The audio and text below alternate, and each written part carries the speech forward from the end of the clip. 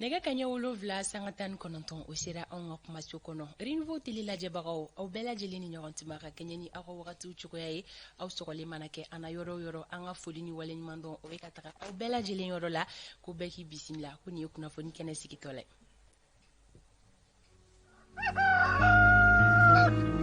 sanga mugan ni wolonfila bɛ nɛgɛ kaɲɛ wolonfila sanfɛ lamisa n bɛ sira di ma ayiwa o diyara n ye bi sɔgɔmada in na bakuruba saba b'an bolo kɔrɔ an bɛna min walawala fasoden kelen-kelenna bɛɛ lajɛlen an b'a daminɛ lamɛrikɛn jamana ale kɔni kɛn bɛ ka laɲini dɔw sabati n'o bɛ tali kɛ dolari wari miliyɔn 32 bɔ ɲɔgɔn kɔ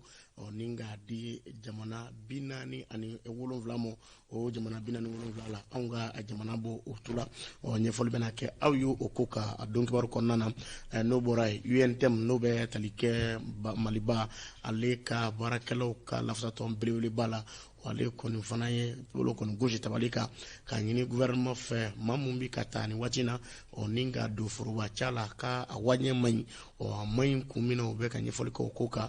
kalo kelen kɔni bɛ gouvernement bolo a ka se ka baaraw bɛɛ lajɛlen jɔ min bɛ wuruciw kofɔ taa ka segin kɛ baw olu fana kɛn bɛ ka a baara bila bolo da kabini arabadon a kun ye jumɛn ye an bɛna walawalali kɛ aw ye sanga damana kɔnɔna na.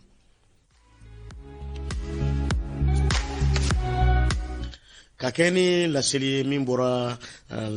ambasadi yɔrɔ n'o bɛ tali kɛ lasigidenso min n'o bɛ l'Amérique tɔgɔ la anw ka jamana kɔnɔ olu kɔni y'a jira k'a fɔ dolari wari miliyɔn 32 bɔ ɲɔgɔn kɔ o kɔni bɛna o di anw ka jamana mɔ ka kɛ ni kɛlɛ min n'o bɛ Rusi ale ni Ukraine ni ɲɔgɔn cɛ n'a kɔlɔlɔ wulila fan caman fana fɛ n'a kɛn bɛ gɛlɛyaba ye kɔngɔ ni dɔ farali la fɛnw sɔngɔ kɔni ka Yusu Kulubali ale bɛ ɲɛfɔli kɛ an ye a ko kan.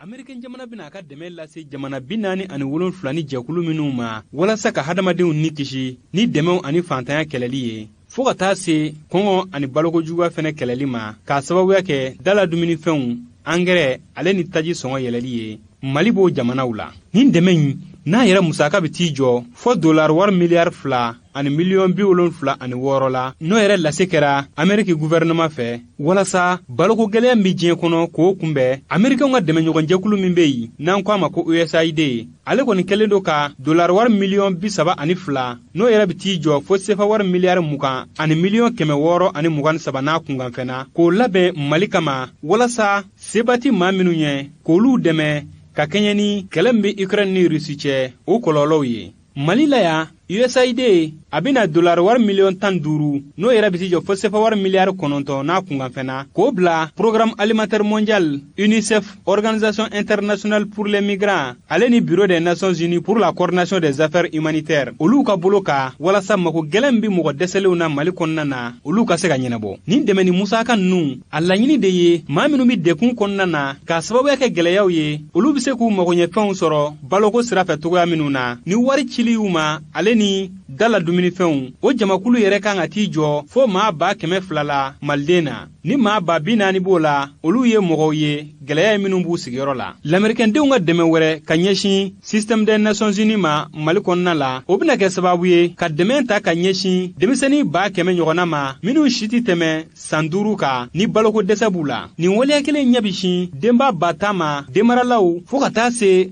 muso lasirilenw ma ni musaka kofɔlen a dɔ bɛna don balo labɛnnenw hadamadenw yɛrɛ furakɛli kama o tɔni 350 la walasa k'o di denmisɛnnin minnu bɛ yen ni baloko gɛlɛya b'u la olu ma ka fara nin dɛmɛ ninnu kan USAID ale bɛna dolari wari miliyɔn 17 n'o yɛrɛ bɛ t'i jɔ fo sefa wari miliyari 10 a n'a kunkanfɛnna o bɔ walasa ka malidenw dɛmɛ u ka ɲɛtaa yɛrɛ bolodatogoya la ale ni ka baloko gɛlɛya fɛnɛ kɛlɛ jamana fantan 4 bɛɛ lajɛlen fɛ ka kɛɲɛ ni États-Unis lasigiden bɛ Mali la yan o ka fɔli ye ale b'a yira k'a fɔ ko États-Unis ye jamana ye min ka dɛmɛ ka bon ni jamana bɛɛ lajɛlen ye ka ɲɛsin Mali ma anw ni mɔgɔ caman de bɛ baara kɛ ɲɔgɔn fɛ walasa ka dɔ fara mɔgɔw ka kow kan walasa malidenw yɛrɛ bɛ se ka s'u yɛrɛ kɔrɔ cogoya min na baloko ta sira fɛ Mali sɛnɛkɛlaw a bagamaralaw fo ka taa se sannikɛlaw ma olu ye mɔgɔw ye Rusi ni Ukraine kɛlɛ kɔlɔlɔ sera minnu ma États-Unis ka nin dɛmɛ kura min filɛ n'a bɛ t'i jɔ fo dolari wari miliyɔn 72 la o bɛna kɛ sababu ye ka malidenw dɛmɛ kɔlɔlɔ minnu bi Ukraine mankan na k'o kunbɛn Denis B. Ankins a b'a ka kuma kuncɛ ni nin ye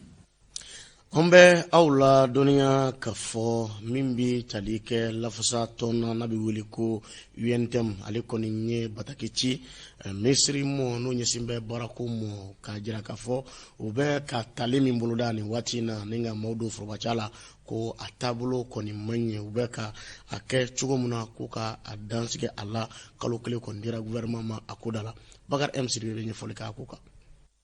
o kelen kɔfɛ ka manganda kɛ kalo damadɔ kɔfɛ jakuluba min bɛ mali baarakɛlaw tɔgɔla n'a bɛ wele nansarakan na l'union nationale des travailleurs du mali u nana kokura k'u kanbɔ ni k'a ɲɛsi jamana ɲɛmaw ma ani minisiriso min ɲɛsinen don fonction publique ma kɛrɛnkɛrɛnnenya la min ye central syndicat fɔlɔ ye ale kɔni bɛ nisɔgoya yira ka kɛɲɛ ni waleya dɔw ye jamana forobaca kɔnɔna na i n'a fɔ ɲɛnawolomali o n'a ɲɔgɔnna caaman u ka sɛbɛfura dɔ kɔnɔna na u ye mun ta k'a di minisiri mun ɲɛsinen bɛ jamana forobaca ma u y'a laɲini ka arrêté dɔw bɔ a ma sɔn ma kɛ minnu ma sanni ka utikalo in sa olu bɛ tali kɛ arrêté numéro 2022-78/MTF-PDS-SG-CNCFP du 22 février 2022 ani arrêté numéro 2022-3266/MTF-PDS-SG-DNFP-D1-3 du 26 juillet 2022 ani fana UNTM kɔni b'a ka dusumakasa yira ka kɛɲɛ ni waleya dɔw ye i n'a fɔ ka jamakulu nɛgɛn ka taa malikurako kun kan sabula wulu ka hakilina na wulu kɔni b'a ye k'a fɔ waleya minnu bi ka kɛ o tɛ kɛ sababu ye ka maaw fara ɲɔgɔn kan ani ka bɛɛ damakaɲa i n'a fɔ an ka sariya sunba y'a fɔ cogo min na ani fana u ka laseli kɔnɔna na u bɛ weleda k'a ɲɛsi furancɛrɛ fanga ɲɛmaw ma ka kɛɲɛ ni waleya cɛjugu dɔw ye minnu kɔni bi ka kɛ nin wagati in kɔnɔna na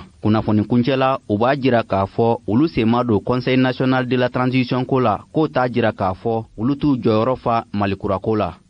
Bini arabado ta ka segin julaw olu kɔni bɛ baara bila kɔnɔna n'u bɛ tali kɛ mobili baaralaw kɔnɔna u ka lafasa jɛkulu min bɛ yen n'a bɛ wele ko syndicat national des chauffeurs et conducteurs du Mali olu de ye nin ŋaniya siri ka kun kɛ min bɛ tali kɛ u tɔɲa o kɔni minɛna kalo tile 30 juillet kalo san 2022 jantigila poste de contrôle kɔnɔna f'a bɛ waati min na i n'a fɔ sisan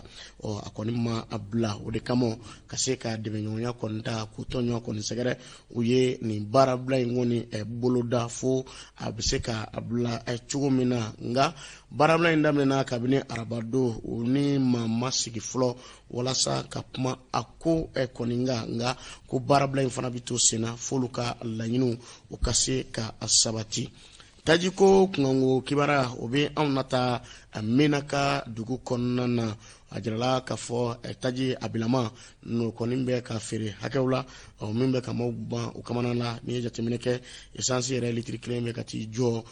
sefa wari 240 na o yɔrɔ dɔw la 300 gasoil o bɛ k'i yɛrɛ sɔrɔ 160 la yɔrɔ dɔw la yɔrɔ dɔw yɛrɛ la 200 bɔɲɔgɔnko ni dun ye Menaka yɛrɛ marabolo yɛrɛ ta k'a lajɛ i b'a ye k'a fɔ o taji mun bɛ ka don dugu kɔnɔna na a bɛ ka bɔ Algérie ni Nigérian fa de fɛ ni ka don dugu kɔnɔna na kibaruya sɔrɔ cogo studio tamani maaw yɔrɔ kɔni y'a jira k'a fɔ yɔrɔ dɔw yɛrɛ bɛ bibi na ko taji litiri kelen n'o bɛ essence kɔni ko fɔ o bɛ k'i yɛrɛ sɔrɔ 400 bɔɲɔgɔnko la anw bɛ aw ladɔnniya k'a fɔ min bɛ tali kɛ sikafɔ min ye n'o boloda n bɛ gouvernement fɛ ni kulu marifatigiw kɛrɛnkɛrɛnnenya la a bɛ kuncɛ bi o yan n'o cɛ damasɔnna k'a fɔ finitigi maa ba 26 bɔɲɔgɔnko fɛrɛ kan ka sigi sen kan walasa k'olu don finitigiya yɛrɛ baara yɛrɛ kɔnɔna na ka kɛ ni bɛnkan sɛbɛn min n'o o tɛgɛ n'o bila kɛra san 2015 waati o kibaruya kɔni b'a jira k'a fɔ maa ba 26 olu kɔni ka doni finitigiya kadara kɔnɔna na ko san 2 de dilen bɛ a ko la Astan Jalo bɛ ɲɛfɔli kɛ an y'a ko kan. An to ɲɔgɔn 22 septembre ale de ye nin kunnafoniya in di fara ɲɔgɔn kan ba min bɛ ka kɛ Bamako furancɛla fanga ɲɛmaw ale ni groupe armée du nord minnu ye u bolonɔn bila bɛnkan sɛbɛn na n'an ko a ma ko accord de paix de 2015 ale ni dugu wɛrɛ camanw ka cidenw olu ni ɲɔgɔn cɛ o ɲɔgɔn ye bɛna kun cɛ sini jumadon août kalo tile 5 san 2022 nka kabini sisan kunnafoniya dɔw bɛ k'a yira k'a fɔ ko ɲɛtaa bɛ ka sɔrɔ DDR waleyali la kunnafoniya dɔwɛrɛw b'a yira tuguni k'a fɔ ko gouvernement de transition ko k'u bɛna mɔgɔ 13,000 ta k'o fara Mali kɛlɛdenw kan sani ɲinan san ka ban ko 13 tɔ olu bena fara kan sani san 2 cɛ n'o yɛrɛ b'a dafa maa 26 la min yɛrɛ ka gɛlɛn nin ko in na n'o ye ɲɛmaaya jɔyɔrɔ tilali ko ye hakili jagabɔkulu dɔ kan ka sigi sen kan o ko kun kan an na kunnafoniya jɔnjɔn sɔrɔ sini jumadon ni lajɛ in kuncɛli sɛbɛn ye. Ayiwa ala ko o jira an bɛɛ lajɛlen la kibaruya juman bɛ se ka sɔrɔ a ko la cogo min na nin bɛ dansigi dɔnkibaru ta ko fɔlɔ la ka bɛn ni waati cogoya ye bozomuso. Lamsa an ka foli b'i ye an bɛ taga ɲɛfɛ fɛn bɛ tali kɛ dɔnkibaru ta ko fɔlɔ ale kɔfɛ laada don an b'an sɛnsɛn ka taga an ka siraba kanaw la yalima bi jumadon in na an ka siraw bɛ lahalaya jumɛn de la Sori Ibrahim Diallo a ka munumunu salo sira ka se Bamako sigida kelen jumɛn de kɔnɔna la a bɔ furadama ni sancɛ jateminɛw bolila fɛn jumɛn kan an ka bi nɛgɛ karafetigi Vincent Togo ye Togo i b'a lajɛ naani Sori sera ka ɲɔgɔn lasɔrɔ.